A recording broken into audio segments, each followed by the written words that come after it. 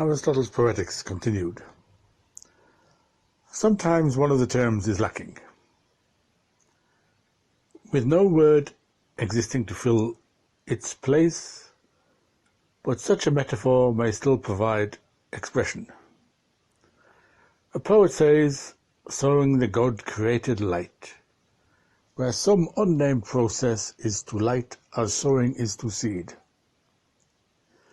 A command of metaphor is the greatest mark of a good writer, yet it alone cannot be taught by another and is the mark of genius. Other embellishments may be employed to secure good effect by causing style to depart from the normal idiom, only of course in due proportion and with propriety.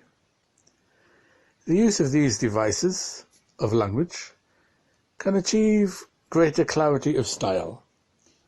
The perfection of style is to be clear without being mean.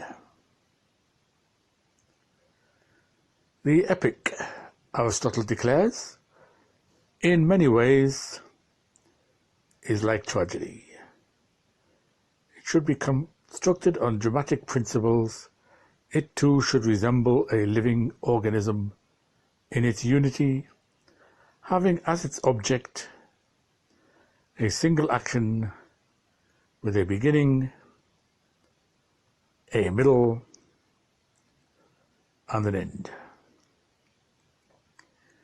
Epic has the same four kinds as tragedy: the simple, complex, ethical,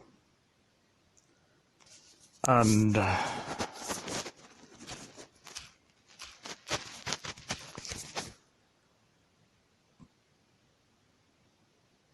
pathetic. It has the same parts excepting song and spectacle, that is rhythm, poetic language, character and thought. The epic differs from tragedy in scale and metre. It has a special capacity for enlarging the dimensions of tragedy, for the narrator can transcend the limits of the stage. He can achieve greater diversity of materials and can narrate simultaneous events. Thus, as to metre, nature herself has taught us the proper one, the heroic or iambic hexameter, which is the gravest and weightiest, for experience has shown others more suitable to other compositions, and leaves us with only this. The poet should obtrude into the narrative as little as possible. Many have failed, not realizing that it is not in this respect that they imitate. Homer excels in this, as he does also with respect to magnitude and unity. Again, Homer has shown the way in telling false things skillfully. One event such as caused by another, the earlier actually being false or impossible, and thus makes us facetiously infer that the impossible event did occur. The diction should be elaborated in the pauses of incident.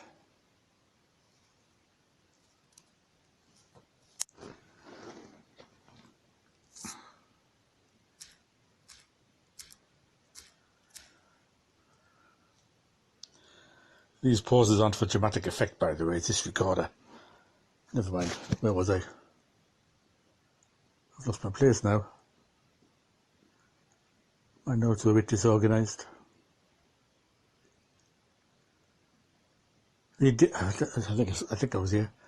The diction should be elaborated.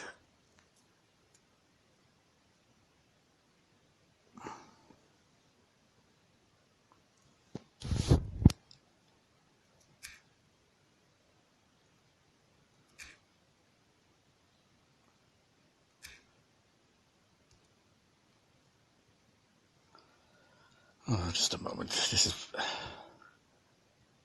don't know what's happening here. Never mind. Where was I? The diction should be elaborated in the pauses of incident, not in the action, so as not to obscure character and thought. In a chapter near the end of the Poetics, Aristotle lists certain criticisms that be applied to a poet's work and offer which the poet might make. Some dozen criticisms are gathered around 5 general objections. Things might be called either impossible, irrational, morally harmful, contradictory, or contrary to artistic correctness. To provide a basis to combat such charges, Aristotle draws to our attention the following statements. The poet, as an imitator, can imitate one of only 3 objects: things as they were or are, things as they are, said or thought to be, or things as they ought to be. The vehicle of his expression is language. The standard of correctness must be acknowledged to be not the same in poetry and politics, just as it is not the same with poetry and any other art. Now, the faults of poetry may be either essential or accidental. If a poet poorly imitates through want of capacity, the error is essential. But if the error is of imputing a wrong gait to a horse, or a wrong treatment to a physician, this error is not essential to the poetry, but accidental.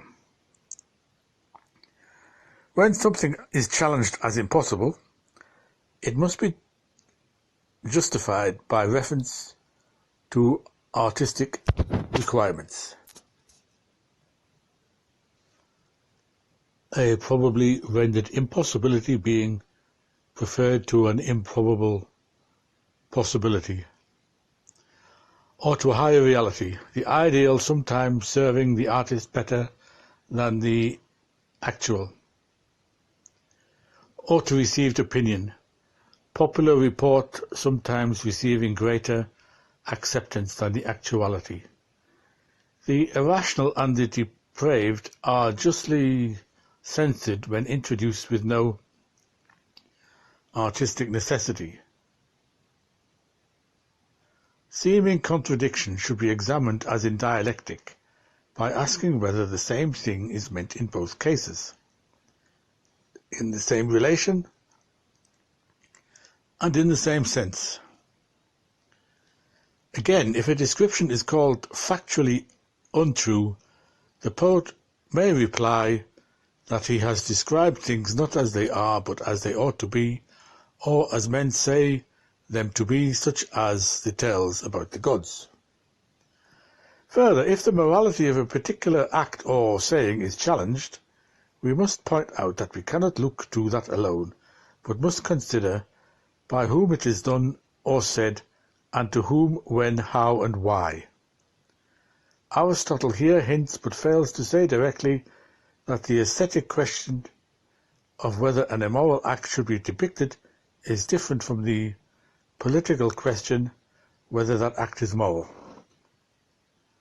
Vague objections are met by a due regard for language, as when the critic has missed metaphorical intent, or an ambiguity or some legitimate sense of the word use, such as its usage among a foreign people. In his final chapter, Aristotle attacks the existing opinion that the epic is a higher form of art than the tragic. His opponents have said that the more refined is the higher, and that whatever is received as best by the better sort of audience is the most refined. The art that imitates anything and everything is most unrefined, since boorish audiences are pleased only when something of their own is thrown in, and tragedy provides gestures and spectacle to appease such an audience. The epic, not needing these, must be the higher of the two.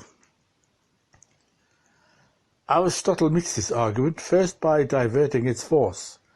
The censure attaches not to the poetic, but to the histrionic art, and the deliverer of an epic may be just as guilty of excessive gesture as an actor.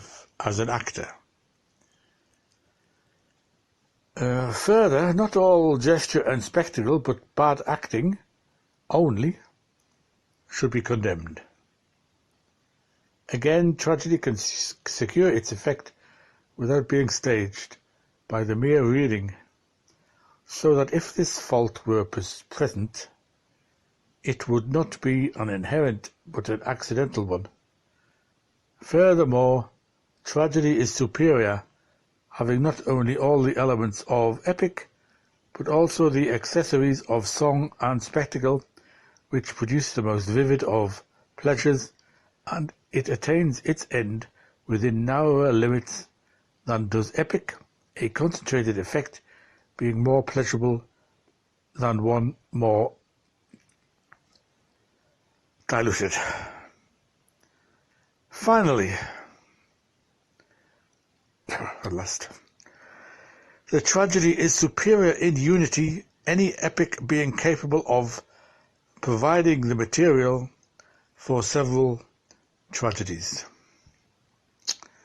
Tragedy then fulfills its proper function better and is a higher art than epic poetry. The end.